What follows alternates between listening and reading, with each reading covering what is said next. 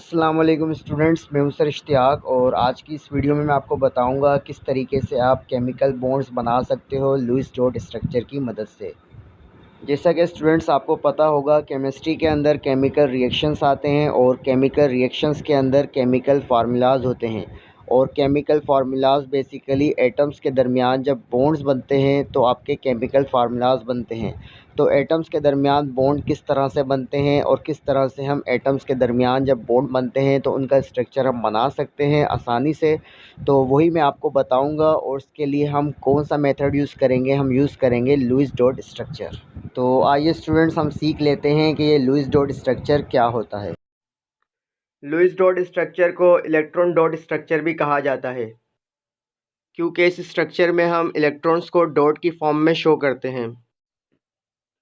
ये structure base करता है आउटर मोस्ट इलेक्ट्रॉन पर, यानी वैलेंस इलेक्ट्रॉन पर।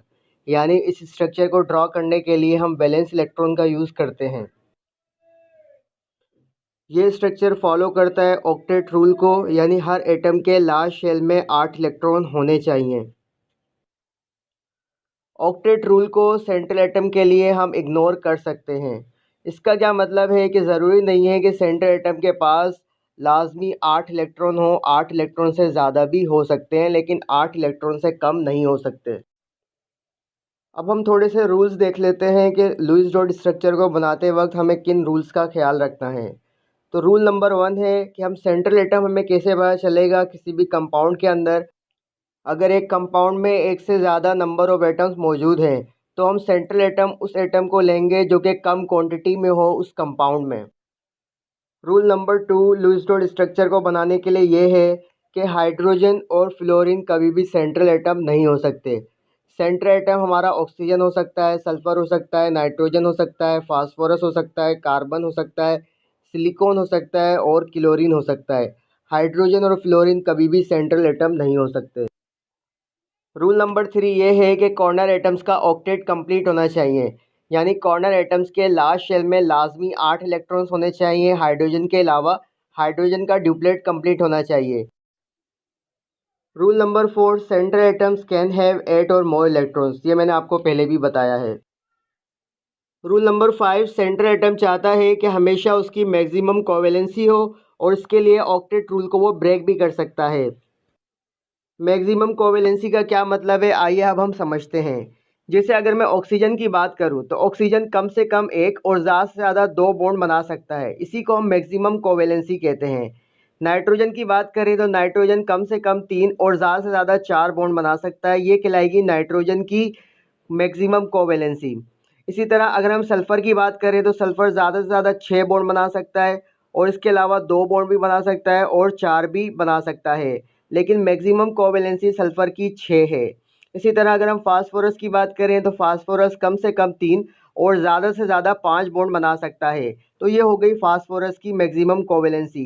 कार्बन की और सिलिकॉन की मैक्सिमम कोवेलेंसी 4 है, जबकि अगर हम क्लोरीन की बात करें तो क्लोरीन की मैक्सिमम कोवेलेंसी 7 है। क्लोरीन ज़्यादा से ज़्यादा 7 बॉन्ड बना सकता है और इसके अलावा एक बॉन्ड भी क्लोरीन बना सकता है, 3 भी बना सकता है और 5 भी बना सकता है।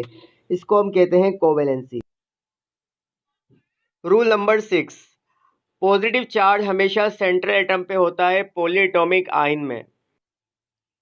रूल नंबर 7 नेगेटिव चार्ज हमेशा होता है कॉर्नर एटम में पॉलीएटॉमिक आयन में।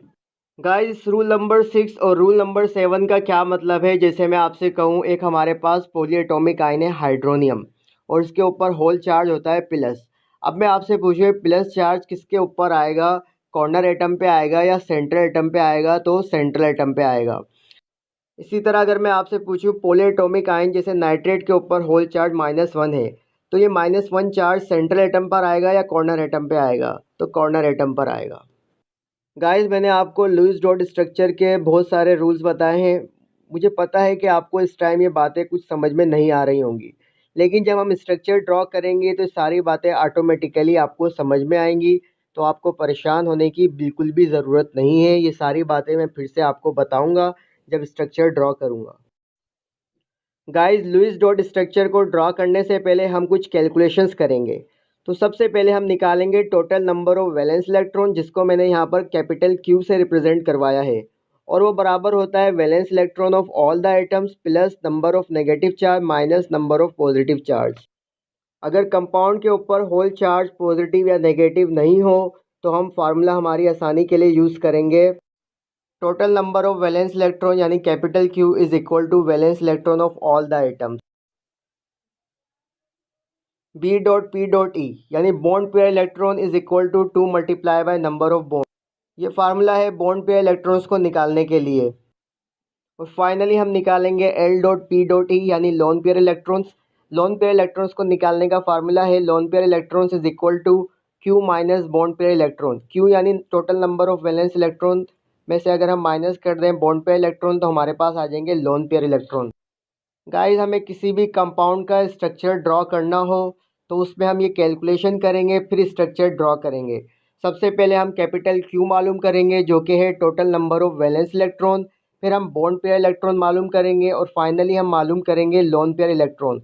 और लोन पेयर इलेक्ट्रॉन्स को हम या तो यूज़ करते हैं एज अ लोन पेयर या उसकी मदद से हम डबल और ट्रिपल बॉन्ड बनाते हैं। अब ये सारी चीज़ें क्या हैं जब मैं आपको एग्जाम्पल्स बताऊँगा तो आपको ऑटोमेटिकली समझ में आएंगी। गाइस लुईस डॉट स्ट्रक्चर जैसा कि बेस करता है नंबर ऑफ वैलेंस इलेक्ट्रॉन्स के ऊपर, तो मोस्ट कॉमनली जो हम नंबर ऑफ एटम्स यूज़ करते हैं उसके हमें वैलेंस इलेक्ट्रॉन पता होने चाहिए। तो वो सारे मैंने इस टेबल में लिख दिए हैं। तो आइए शुरू करते हैं। सबसे पहले है ऑक्सीजन। ऑक्सीजन का एटॉमिक नंबर होता है 8। ऑक्सीजन के लास्ट शेल के अंदर होते हैं 6 इलेक्ट्रॉन। इसी तरह नाइट्रोजन की अगर हम बात करें तो नाइट्रोजन का एटॉमिक नंबर होता है 7 और लास्ट शेल के अंदर होते हैं 5 इलेक्ट्रॉन। इसी तरह अगर हम सल्फ़र की बात करें, सल्फ़र का एटॉमिक नंबर होता है 16। सल्फ़र के लास्ट शेल के अंदर इलेक्ट्रॉन होते हैं 6। फास्फोरस की अगर हम बात करें तो फास्फोरस का एटॉमिक नंबर होता है 15 और लास्ट शेल के अंदर वैलेंस इलेक्ट्रॉन होते हैं फास्फोरस के 5। कार्बन का एटॉमिक नंबर होता है 6 और कार्बन के लास्ट शेल के अंदर होते हैं 4 electron.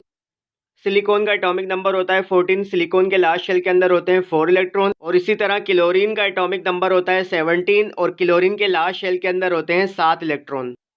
Guys Lewis dot structure को ड्रा करने के लिए वैलेंस इलेक्ट्रॉन्स आपको पता होने चाहिए एलिमेंट्स के। तो उम्मीद करता हूं कि आप याद कर लेंगे। आइए आगे बढ़ते हैं। आइए गाइस अब हम समझते हैं कि लुईस डॉट स्ट्रक्चर को किस तरह से ड्रॉ किया जाता है। हम बिल्कुल बेसिक से स्टार्ट करेंगे यानी H2 से। आप सबको ऑलरेडी पता होगा कि हाइड्रोजन और हाइड्रोजन के दरमियान सिंगल कोवैलेंट बॉन्ड होता है H2 के अंदर। आइए अब हम देखते हैं कैलकुलेशन की मदद से कि हाइड्रोजन और हाइड्रोजन के दरमियान सिंगल कोवैलेंट बॉन्ड क्यों होता है। सबसे पहले हम Q निकालेंगे यानी total number of valence electrons in H2। जैसा कि एक हाइड्रोजन की अगर हम बात करें तो हाइड्रोजन के लास्ट शेल में एक इलेक्ट्रॉन होता है एक हाइड्रोजन के। अब यहाँ पर 2 हाइड्रोजन है इसका मतलब 2 इलेक्ट्रॉन होंगे। तो 1 + 1 इज इक्वल टू 2। Q निकालने के बाद सबसे पहला काम हम ये करेंगे कि 2 हाइड्रोजन के दरमियान हम एक सिंगल कोवैलेंट बॉन्ड बना देंगे। इसके बाद हम बॉन्ड पेयर इलेक्ट्रॉन मालूम करते हैं। बॉन्ड पेयर इलेक्ट्रॉन को मालूम करने का फार्मूला होता है 2 multiply by number of bonds. अगर हम यहाँ पर बात करें नंबर ऑफ बॉन्ड्स की तो नंबर ऑफ बॉन्ड 1 है, लिहाजा 2 मल्टीप्लाई करेगा 1 के साथ तो बॉन्ड पेयर इलेक्ट्रॉन हमारे पास आ जाएंगे 2। और फाइनली हम निकालेंगे लोन पेयर इलेक्ट्रॉन।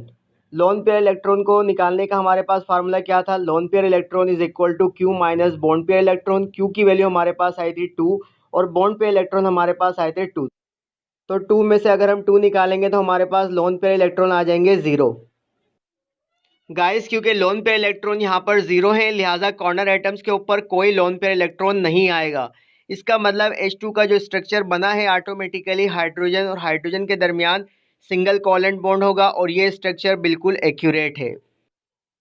तो गाइस स्ट्रक्चर ड्रा करने के लिए हमने सबसे पहले निकाला Q, उसके बाद हमने हाइड्रोजन और हाइड्रोजन के दरमियान सिंगल कोवैलेंट बॉन्ड बनाया और उसके बाद हमने बॉन्ड पेयर इलेक्ट्रॉन निकाले और फिर लोन पेयर इलेक्ट्रॉन निकाले। अब हम स्ट्रक्चर ड्रॉ करते हैं Cl2 का। Cl2 का स्ट्रक्चर ड्रॉ करने के लिए सबसे पहले हम Q निकालेंगे। जैसा कि क्लोरीन के लास्ट शेल के अंदर 7 इलेक्ट्रॉन होते हैं लेकिन यहाँ पर 2 क्लोरीन है, इसका मतलब 7 + 7 तो Q की वैल्यू हमारे पास आ जाएगी 14। Q निकालने के बाद हम क्लोरीन और क्लोरीन के दरमियान सिंगल कोवैलेंट बॉन्ड बनाएंगे।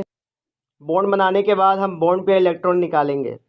बॉन्ड पेयर इलेक्ट्रॉन को निकालने का फार्मूला होता है 2 multiply by number of bonds. यहाँ पर नंबर ऑफ बॉन्ड्स क्योंकि हमारे क्लोरीन और क्लोरीन के दरमियान 1 है लिहाजा हम 2 को मल्टीप्लाई करवा देंगे 1 से तो हमारे पास बॉन्ड पेयर इलेक्ट्रॉन आ जाएंगे 2। अब हम निकालेंगे lone pair electron. Lone pair electron को निकालने का फार्मूला होता है Q minus bond pair electron. Q की वैल्यू हमारे पास आई थी 14 और बॉन्ड पेयर इलेक्ट्रॉन हमारे पास आए थे 2। तो 14 में से अगर हम 2 निकालेंगे तो हमारे पास लोन पेयर इलेक्ट्रॉन आ जाएंगे 12। गाइस अब हम इन लोन पेयर इलेक्ट्रॉन्स की मदद से कॉर्नर एटम्स यानी क्लोरीन का हम ऑक्टेट कंप्लीट करेंगे। जैसा कि रूल पढ़ाते वक्त मैंने आपको बताया था कि लोन पेयर इलेक्ट्रॉन्स को हम यूज़ करते हैं एज अ लोन पेयर, या इसकी मदद से हम डबल और ट्रिपल कोवलेंट बॉन्ड बनाते हैं, और कॉर्नर एटम्स का ऑक्टेट भी कंप्लीट होना चाहिए। लोन पेयर इलेक्ट्रॉन टोटल 12 हैं, तो हम इसको डिवाइड कर देंगे 6 के अंदर। 6 इलेक्ट्रॉन हम लगाएंगे एक क्लोरीन के ऊपर और बाकी 6 इलेक्ट्रॉन हम लगाएंगे दूसरे क्लोरीन के ऊपर। जैसा कि टोटल हमारे पास लोन पेयर इलेक्ट्रॉन थे 12, तो हमने 6 इलेक्ट्रॉन एक क्लोरीन के ऊपर लगाए और 6 इलेक्ट्रॉन दूसरे क्लोरीन के ऊपर लगाए। लिहाजा इस तरह से हमने सारे लोन पेयर इलेक्ट्रॉन्स को डिस्ट्रीब्यूट करा दिया और हमारा ऑक्टेट भी कंप्लीट है क्लोरीन का। अगर हम राइट हैंड साइड या लेफ्ट हैंड साइड के नंबर ऑफ इलेक्ट्रॉन्स को काउंट करें तो वो टोटल 8 होते हैं। 2 2 4 6 और एक लाइन बीच में जो मैंने सिंगल कोवलेंट बॉन्ड बनाया है, एक बॉन्ड का मतलब यानी 2 इलेक्ट्रॉन, तो 6 और 2 हमारे हो गए 8। राइट हैंड साइड से या लेफ्ट हैंड साइड से किसी भी हम क्लोरीन एटम से अगर हम नंबर ऑफ इलेक्ट्रॉन्स को काउंट करें तो टोटल नंबर ऑफ इलेक्ट्रॉन्स हो जाते हैं 8, यानी ऑक्टेट कंप्लीट है। आइए गाइज एक और एग्जाम्पल से हम समझते हैं लुईस डॉट स्ट्रक्चर को। नाइट्रोजन की एग्जाम्पल हमने यहाँ पर कंसिडर की है N2। सबसे पहले हम Q की वैल्यू निकालेंगे। नाइट्रोजन के लास्ट शेल के अंदर 5 इलेक्ट्रॉन होते हैं, यहाँ पर 2 नाइट्रोजन गिवन है, तो इसका मतलब 5 + 5, तो Q की वैल्यू हो जाएगी 10। इसके बाद हम स्ट्रक्चर ड्रॉ करेंगे। नाइट्रोजन नाइट्रोजन के दरमियान सबसे पहले हम एक सिंगल कोवलेंट बॉन्ड बनाएंगे।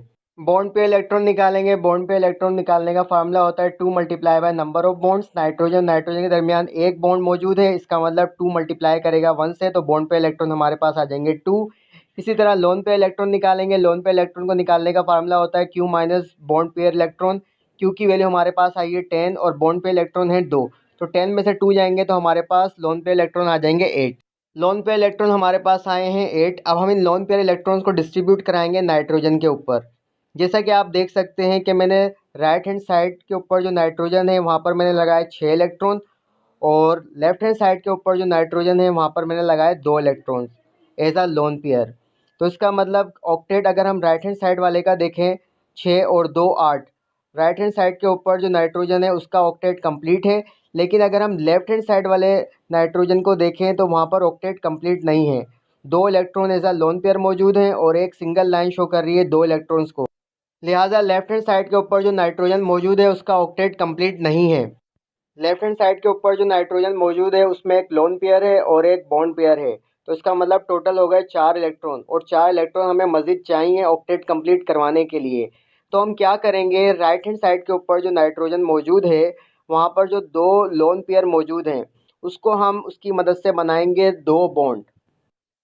लिहाजा गाइस राइट हैंड साइड के ऊपर जो नाइट्रोजन है जब वो अपने 2 लोन पेयर को शेयर करेगा लेफ्ट हैंड साइड वाले नाइट्रोजन के साथ, तो टोटल बन जाएंगे नाइट्रोजन नाइट्रोजन के दरमियान 3 बॉन्ड पेयर।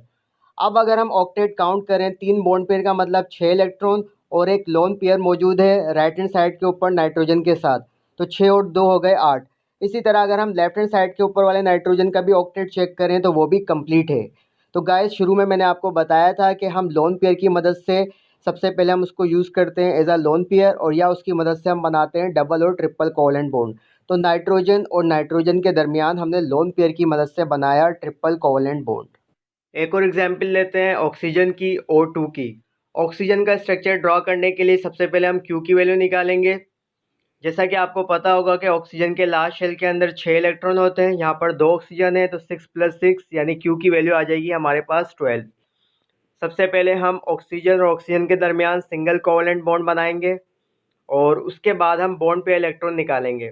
बॉन्ड पे इलेक्ट्रॉन को निकालने का फार्मूला होता है 2 × number of bonds. Number of bond oxygen oxygen के दरमियान 1 है, इसका मतलब 2 मल्टीप्लाई करेगा 1 से, तो बॉन्ड पे इलेक्ट्रॉन हमारे पास आ जाएंगे 2। बॉन्ड पे इलेक्ट्रॉन निकालने के बाद हम निकालेंगे lone pair electron. Lone pair electron का फार्मूला होता है Q minus bond pair electron. Q की वैल्यू हमारे पास 12 है और बॉन्ड पेयर इलेक्ट्रॉन की वैल्यू 2 है। 12 में से 2 जाएंगे तो हमारे पास आ जाएगी वैल्यू 10। लोन पेयर इलेक्ट्रॉन हमारे पास आ गए 10। अब हम इन 10 इलेक्ट्रॉन्स को डिस्ट्रीब्यूट कराएंगे ऑक्सीजन के ऊपर एज अ लोन पेयर।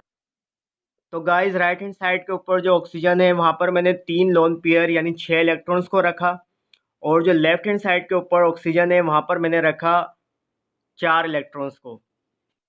तो लोन पेयर इलेक्ट्रॉन्स क्योंकि 10 थे लिहाजा 6 और 4 ये टोटल हमारे पास हो गए 10 इलेक्ट्रॉन।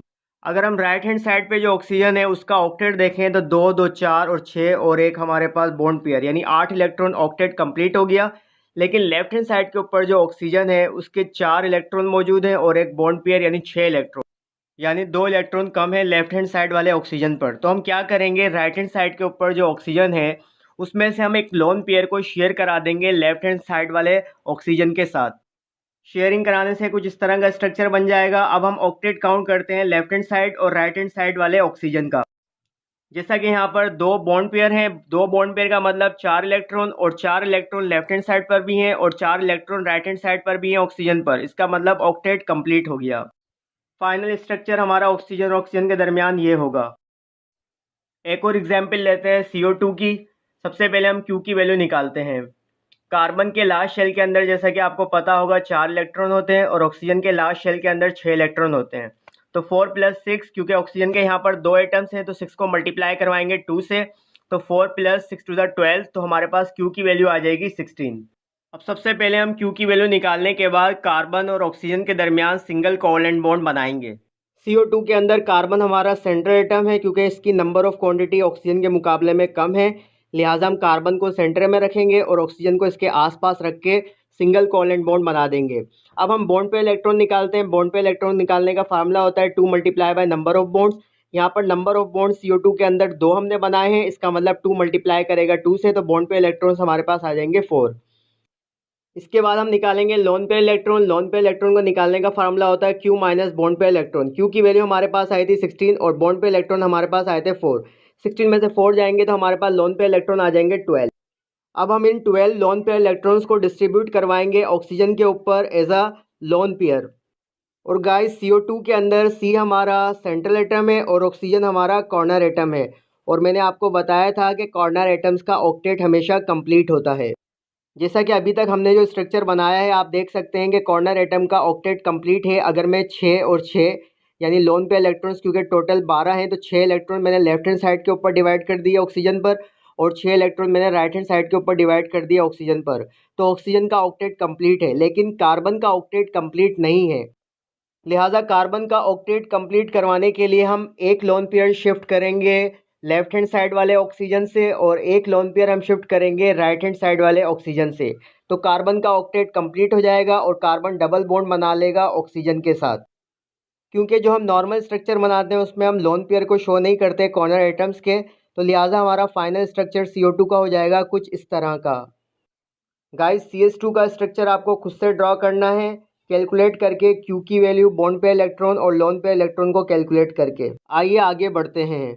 अब हम ड्रॉ करेंगे NH3 का स्ट्रक्चर। NH3 का स्ट्रक्चर ड्रॉ करने के लिए सबसे पहले हम Q की वैल्यू निकालेंगे। जैसा कि नाइट्रोजन के लास्ट शेल के अंदर 5 इलेक्ट्रॉन होते हैं और हाइड्रोजन के लास्ट शेल के अंदर 1 इलेक्ट्रॉन होता है। तो 5 + 3 = 3, तो 5 + 3 तो हमारे पास Q की वैल्यू आ जाएगी 8। अब हम सबसे पहले NH3 का स्ट्रक्चर ड्रॉ करेंगे। नाइट्रोजन हमारा यहाँ पर सेंट्रल एटम है और हाइड्रोजन हमारा कॉर्नर एटम है। नाइट्रोजन और हाइड्रोजन के दरमियान हम यहाँ पर सिंगल कोवैलेंट बॉन्ड ड्रॉ करेंगे सबसे पहले। तो यहाँ पर 3 बॉन्ड पेयर आ गए नाइट्रोजन और हाइड्रोजन के दरमियान। अब हम बॉन्ड पेयर इलेक्ट्रॉन्स निकालेंगे। बॉन्ड पेयर इलेक्ट्रॉन्स को निकालने का फार्मूला होता है 2 × नंबर ऑफ बॉन्ड्स। यहाँ पर नाइट्रोजन और हाइड्रोजन के दरमियान नंबर ऑफ बॉन्ड्स पेयर हमारे पास 3 है, लिहाजा 2 मल्टीप्लाई करेगा 3 से, तो हमारे पास बॉन्ड पेयर इलेक्ट्रॉन आ जाएंगे 6। अब हम निकालेंगे lone pair electrons. Lone pair electrons को निकालने का फार्मूला होता है Q - bond pair electron. Q की वैल्यू हमारे पास 8 है और बॉन्ड पेयर इलेक्ट्रॉन्स की वैल्यू 6 है। तो 8 में से 6 जाएंगे तो लोन पेयर इलेक्ट्रॉन्स हमारे पास आ जाएंगे 2। और इन लोन पेयर इलेक्ट्रॉन्स को क्योंकि हाइड्रोजन का ड्यूप्लेट कंप्लीट है तो ये 2 लोन पेयर इलेक्ट्रॉन्स आ जाएंगे सेंट्रल एटम पे जो कि नाइट्रोजन है। और फाइनली हमने ड्रॉ किया NH3 का स्ट्रक्चर जो कि कुछ इस तरह का दिखाई देता है। PH3 का स्ट्रक्चर आपको खुद से ड्रॉ करना है, यह आपका होमवर्क है। अब हम ड्रॉ करेंगे BF3 का स्ट्रक्चर। उससे पहले हम निकालेंगे Q की वैल्यू। बोरोन के लास्ट शेल के अंदर 3 इलेक्ट्रॉन होते हैं तो 3 प्लस फ्लोरीन के लास्ट शेल के अंदर 7 इलेक्ट्रॉन होते हैं तो यहाँ पर फ्लोरीन 3 है तो 7 को मल्टीप्लाई करवाएंगे 3 से, इसको हम 8 करेंगे तो हमारे पास Q की वैल्यू आ जाएगी 24।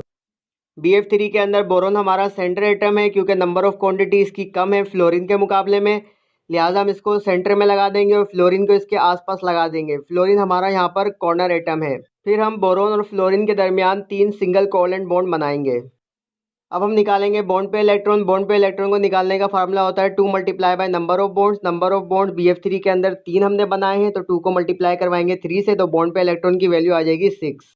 अब हम निकालेंगे lone pair electron. Lone pair electron को निकालने का फार्मूला होता है Q माइनस बॉन्ड पे इलेक्ट्रॉन।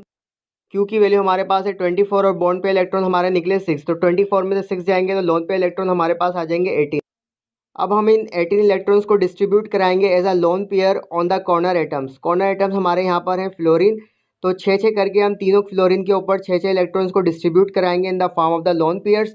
तो हमारा स्ट्रक्चर बन जाएगा BF3 का, क्योंकि कॉर्नर एटम्स का ऑक्टेट कंप्लीट है। अब गाइज आपको मुझे सोच के बताना है कि सेंट्रल एटम जो कि बोरोन है यहाँ पर, इसका ऑक्टेट कंप्लीट है या नहीं है। अब हम ड्रॉ करते हैं H2S का स्ट्रक्चर। H2S का स्ट्रक्चर ड्रॉ करने के लिए सबसे पहले हम Q की वैल्यू निकालेंगे। हाइड्रोजन के लास्ट शेल के अंदर 1 इलेक्ट्रॉन होता है, यहाँ पर 2 हाइड्रोजन है, तो 2 1 ज़ा 2, प्लस सल्फर के लास्ट शेल के अंदर 6 इलेक्ट्रॉन होते हैं, तो प्लस 6, तो Q की वैल्यू हमारे पास आ जाएगी 8। अब हम स्ट्रक्चर ड्रॉ करेंगे। सल्फर हमारा यहाँ पर सेंटर एटम है और हाइड्रोजन हमारा कॉर्नर एटम है। सल्फर और हाइड्रोजन के दरमियान हम बनाएंगे सिंगल कोवेलेंट बॉन्ड। बॉन्ड पे इलेक्ट्रॉन्स निकालते हैं। यहाँ पर नंबर ऑफ बॉन्ड्स 2 है, इसका मतलब बॉन्ड पे इलेक्ट्रॉन की वैल्यू आ जाएगी 4। लोन पे इलेक्ट्रॉन्स निकालेंगे। लोन पे इलेक्ट्रॉन्स को निकालने का फार्मूला होता है Q माइनस बॉन्ड पे इलेक्ट्रॉन। Q की वैल्यू 8 है और बॉन्ड पे इलेक्ट्रॉन्स की वैल्यू 4 है, तो 8 में से 4 जाएंगे तो हमारे पास लोन पे इलेक्ट्रॉन आ जाएंगे 4। क्योंकि हाइड्रोजन यहाँ पर एज आ कॉर्नर एटम यूज़ हुआ है और उसका ड्यूप्लेट ऑलरेडी कंप्लीट है, तो लिहाजा लोन पे इलेक्ट्रॉन जो कि 4 हैं, हम उसको डिस्ट्रीब्यूट कराएंगे सेंटर एटम पे, यानी 2 और 2 4 इलेक्ट्रॉन को हम डिस्ट्रीब्यूट कराएंगे सल्फ़र पर। तो ये बन जाएगा हमारा H2S का स्ट्रक्चर। H2 आपका होमवर्क है, खुद से करना है। HCl भी आपका होमवर्क है, खुद से करना है। आइए अब हम बनाते हैं CH4 का स्ट्रक्चर। CH4 का स्ट्रक्चर बनाने के लिए सबसे पहले हम Q की वैल्यू निकालेंगे। कार्बन के लास्ट शेल के अंदर 4 इलेक्ट्रॉन होते हैं, तो हम लिखेंगे सबसे पहले 4, फिर प्लस की साइन लगाएंगे। हाइड्रोजन के लास्ट शेल में 1 इलेक्ट्रॉन होता है, यहाँ पर 4 हाइड्रोजन है, तो 4 को हम मल्टीप्लाई करवाएंगे 1 से, तो 4 + 4, तो हमारे पास Q की वैल्यू आ जाएगी 8। Q की वैल्यू निकालने के बाद हम CH4 का स्ट्रक्चर ड्रॉ करेंगे। बेसिक कार्बन हमारा यहाँ पर सेंटर एटम है, कार्बन को हम सेंटर में रखेंगे और उसके आसपास हाइड्रोजन को रखेंगे, और फिर कार्बन और हाइड्रोजन के दरमियान हम 4 सिंगल कोवेलेंट बॉन्ड बनाएंगे।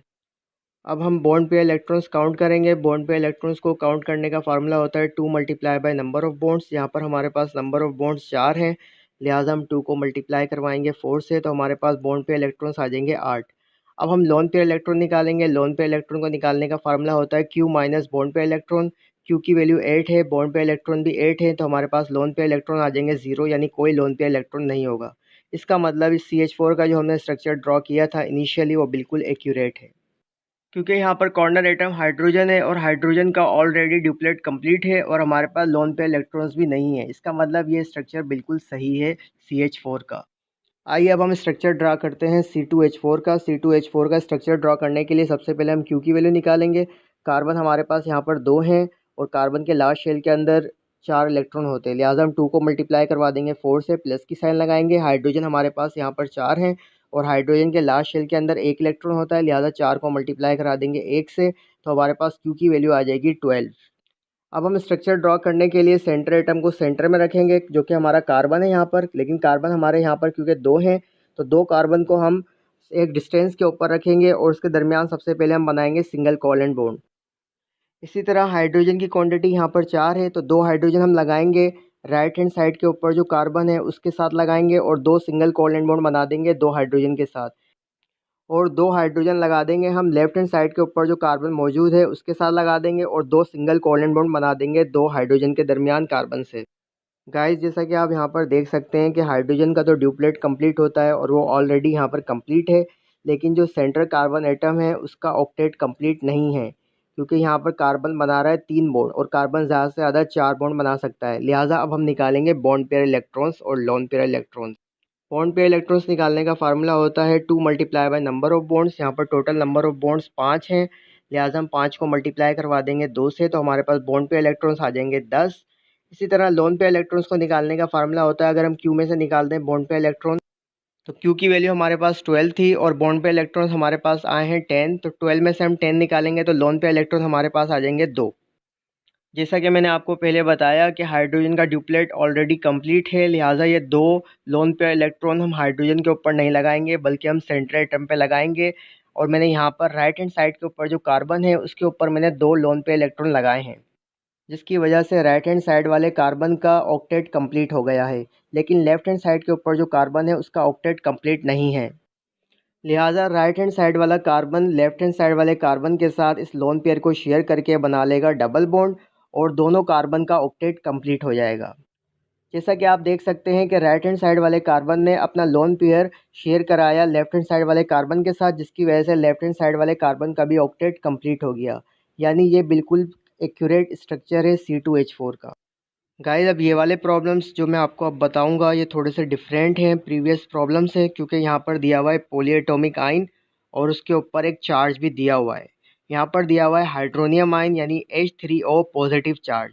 और अगर हमें पॉलीएटॉमिक आयंस के टोटल नंबर ऑफ़ इलेक्ट्रॉन्स मालूम करने हों तो उसका फार्मूला होता है Q यानी total number of valence electrons is equal to valence electrons of all atoms plus number of negative charge minus number of positive charge. अब इसका क्या मतलब है आइए हम देखते हैं। सबसे पहले H3O का स्ट्रक्चर ड्रॉ करने के लिए हम Q की वैल्यू निकालेंगे। हाइड्रोजन यहाँ पर 3 है और ऑक्सीजन के लास्ट शेल के अंदर 6 इलेक्ट्रॉन होते हैं और हमारे पास यहाँ पर चार्ज है पॉजिटिव यानी +1। तो Q की वैल्यू निकालने के लिए हम 3 को सबसे पहले मल्टीप्लाई करवाएंगे 1 से, फिर प्लस ऑक्सीजन के लास्ट शेल में 6 इलेक्ट्रॉन है, हम लिखेंगे +6। अब जैसा कि आप ऊपर फार्मूले में देख सकते हैं कि अगर पॉजिटिव चार्ज होगा तो माइनस होगा और अगर नेगेटिव चार्ज होगा तो सम होगा। तो हमने क्या किया, क्योंकि हाइड्रोनियम आयन के ऊपर पॉजिटिव चार्ज है तो हम क्या करेंगे -1। तो 3 + 6 -1, तो Q की वैल्यू हमारे पास आ जाएगी 8। उसके बाद हम स्ट्रक्चर ड्रॉ करेंगे। यहाँ पर हाइड्रोजन और ऑक्सीजन में हमारा सेंट्रल एटम ऑक्सीजन है, लिहाजा हम ऑक्सीजन को सेंटर में रखेंगे और उसके आसपास 3 हाइड्रोजन लगा के हम सिंगल कोवेलेंट बॉन्ड बना देंगे 3 हाइड्रोजन के ऑक्सीजन के साथ। अब हम निकालेंगे बॉन्ड पे इलेक्ट्रॉन। बॉन्ड पे इलेक्ट्रॉन को निकालने का फार्मूला होता है 2 × नंबर ऑफ बॉन्ड्स। यहाँ पर नंबर ऑफ बॉन्ड्स 3 है, लिहाजा हम 2 को मल्टीप्लाई करवाएंगे 3 से, तो बॉन्ड पे इलेक्ट्रॉन्स हमारे पास आ जाएंगे 6। लोन पे इलेक्ट्रॉन निकालेंगे। लोन पे इलेक्ट्रॉन को निकालने का फार्मूला होता है Q - बॉन्ड पे इलेक्ट्रॉन। Q की वैल्यू हमारे पास 8 है और बॉन्ड पे इलेक्ट्रॉन हमारे पास 6 है, लिहाजा 8 में से 6 जाएंगे तो हमारे पास लोन पे इलेक्ट्रॉन आ जाएंगे 2।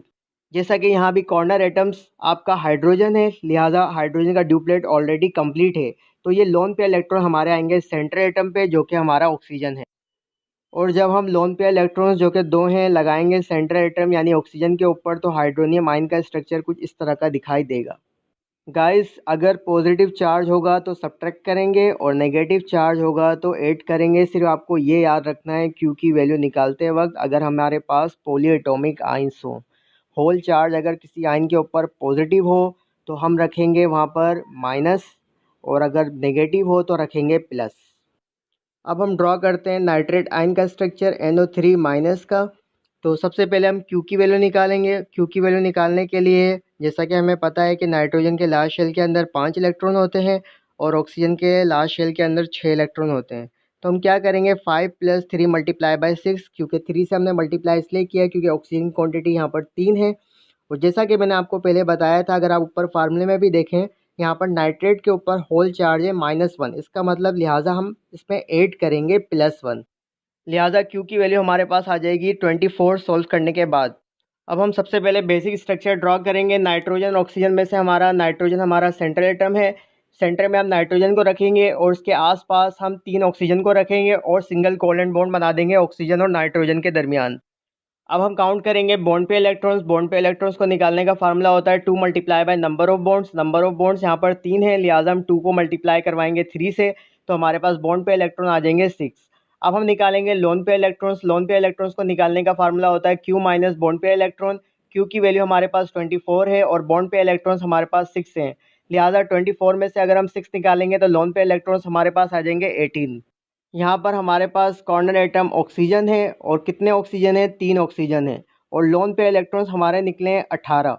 ऑक्सीजन के लास्ट शेल के अंदर 6 इलेक्ट्रॉन होते हैं, लिहाजा हम 6 इलेक्ट्रॉन सबके अंदर तीनों ऑक्सीजन के अंदर डिस्ट्रीब्यूट करवा देंगे। अगर अब आप देखें लोन पे इलेक्ट्रॉन्स को मैंने डिस्ट्रीब्यूट करा दिया है कॉर्नर एटम्स यानी ऑक्सीजन के ऊपर, तो ऑक्सीजन का ऑक्टेट कंप्लीट है। किसी भी ऑक्सीजन को अगर हम देखें तो 8 इलेक्ट्रॉन्स हैं वैलेंस शेल के अंदर ऑक्सीजन के। लेकिन अगर हम नाइट्रोजन को देखें सेंट्रल एटम को, तो नाइट्रोजन के पास यहाँ पर 6 इलेक्ट्रॉन हैं और 2 इलेक्ट्रॉन उसको चाहिए अपना ऑक्टेट कंप्लीट करने के लिए। तो क्या होगा, किसी भी एक ऑक्सीजन से आप लोन पेयर से बनाओ नाइट्रोजन के साथ डबल बॉन्ड, तो नाइट्रोजन का भी ऑक्टेट कंप्लीट हो जाएगा और ऑक्सीजन का तो ऑलरेडी कंप्लीट है। जैसा कि आप देख सकते हैं कि राइट हैंड साइड के ऊपर कॉर्नर पे जो ऑक्सीजन एटम मौजूद था, वहाँ से मैंने एक लोन पेयर को शिफ्ट कराया नाइट्रोजन के साथ और ऑक्सीजन ने इस तरह से डबल बॉन्ड बना लिया नाइट्रोजन के साथ। अब ऑक्सीजन का ऑक्टेट कंप्लीट है और तीनों जितने भी ऑक्सीजन लगे हुए हैं एज अ कॉर्नर एटम, उनका भी ऑक्टेट कंप्लीट है। इसका मतलब ये स्ट्रक्चर बिल्कुल सही है। ये आपका होमवर्क है, आपको खुद से बनाना है और ये प्रैक्टिस के लिए ये भी आपका होमवर्क है। उम्मीद करता हूँ गाइस आपको समझ में आया होगा कि लुईस डॉट स्ट्रक्चर कैसे बनाते हैं। तो यहाँ पर हमारा लुईस डॉट स्ट्रक्चर वाला टॉपिक कंप्लीट हो गया।